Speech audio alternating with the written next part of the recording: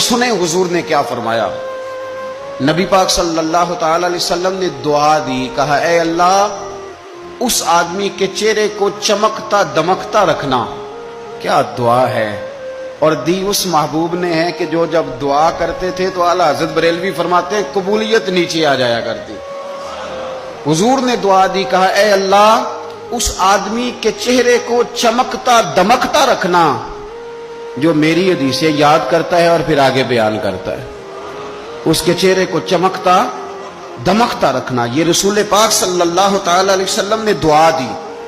میرے عزیز، امام بخاری رحمۃ اللہ علیہ کے ایک شاگرد تھے محمد بن عباس، وہ کہتے ہیں مجھے امام بخاری نا حدیثیں لکھوایا کرتے تھے اور میں حدیثیں لکھا کرتا تھا۔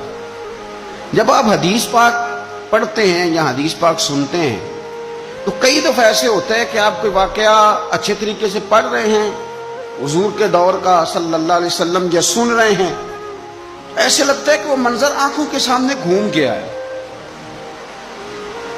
تو امام بخاری رحمۃ اللہ تعالی علیہ اپنے شاگرد کو حدیثیں لکھوا رہے تھے تو ایک خاص حدیث پاک کے لحاظ سے آپ نے فلسفہ بیان کیا۔ انہیں چونکہ حدیث پاک کے مشن سے پیار بڑا تھا امام بخاری کو، فرماتے ہیں 500 دینار میری ماہانہ آمدن ہے، میں ساری نبی پاک کے دین کے طالب علموں پہ خرچ کر دیتا ہوں۔ یہ مشن سے پیار ہے۔ تو امام بخاری رحمۃ اللہ تعالی علیہ کے شاگرد محمد بن عباس فرماتے ہیں میں حدیثیں لکھ رہا تھا تو انسان تھک جاتا ہے، کہتے میں لکھتے لکھتے امام صاحب چونکہ لکھواتے جا رہے تھے تو میں تھک گیا۔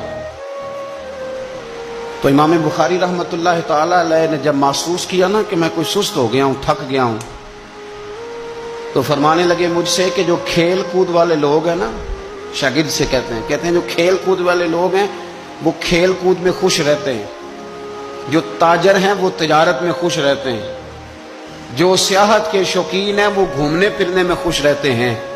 فرمایا تو کتنا خوش نصیب ہے کہ جب سے تو بیٹھا ہے یا نبی پاک علیہ السلام کے ساتھ بیٹھا ہوا ہے یا حضور کے صحابہ کے ساتھ بیٹھا ہوا ہے۔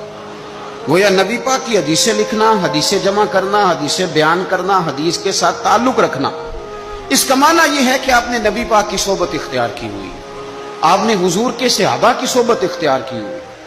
حدیث پاک کو یاد رکھیں، حدیثیں اپنے ذہن کے اندر بٹھائیں۔ ایک حدیث پاک میں نبی پاک صلی اللہ علیہ وسلم نے فرمایا جس نے 40 حدیثیں جمع کر کے میری امت تک پہنچائی، اللہ قیامت کے دن اسے علماء کے ساتھ کھڑا فرمائے۔ حدیثوں کو یاد رکھیں۔ میرا آپ کو مشورہ ہے کہ رات کو بیٹھ کے لکھیں آپ کو کتنی حدیثیں یاد ہیں، جو یاد ہیں وہ لکھیں، اور حضور صلی اللہ علیہ وسلم کی باتوں کا ذکر کریں۔ کسی شاعر نے ایک جملہ کہا تھا پر بڑے بہترین کہہ دیا، وہ کہنے لگا یا رسول اللہ صلی اللہ علیہ وسلم میری تو بات بن گئی ہے بس تیری بات کرتے کرتے۔ کیا اونچی شان